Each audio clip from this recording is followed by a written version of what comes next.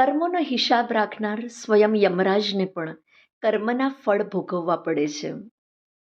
માંડવ્ય ઋષિ મહાન તપસ્વી, જેઓ ખૂબ તપ સાધના કરતા, એમના આશ્રમ પાસે થઈને ચોરો નીકળ્યા કે જેઓ રાજમહેલમાંથી ચોરી કરીને ભાગી રહ્યા હતા અને સૈનિકો તેમનો પીછો કરી રહ્યા હતા.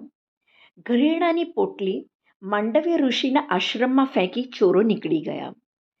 સૈનિકોએ આશ્રમમાં તપાસ કરતા આભૂષણો અને ઝવેરાતની પોટલી મળી, એટલે ચોરીનો આરોપ માંડવ્ય ઋષિ પર મૂકી રાજા સામે હાજર કર્યા.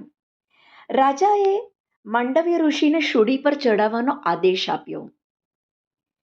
અત્યંત પુણ્યાત્મા અને નિરઅપરાધી એવા ઋષિએ શૂળી પર જ્યારે એમને ચડાવવામાં આવ્યા ત્યારે તેમણે તપોબળથી શરીરને વજ્ર બનાવી દીધું અને શૂળીની કોઈ અસર ના થઈ. એટલે રાજાને લાગ્યું કે મેં કોઈક નિર્દોષ તપસ્વીને સજા કરી દીધી છે. તેમણે ઋષિને નીચે ઉતરાવ્યા અને તેમની પાસે જઈને ક્ષમા માંગી અને તેમને છોડી મૂક્યા. રાજાને તેની ભૂલ બદલ માફ કરી માંડવ્ય ઋષિ યમલોકમાં જઈને યમરાજને પૂછ્યું, મારું એવું કયું કર્મ છે જેને કારણે મારે શૂળી પર ચડવું પડ્યું? ચિત્રગુપ્તે તેમનું ખાતું જોયું, પરંતુ કોઈ વિશેષ કારણ ના મળ્યું.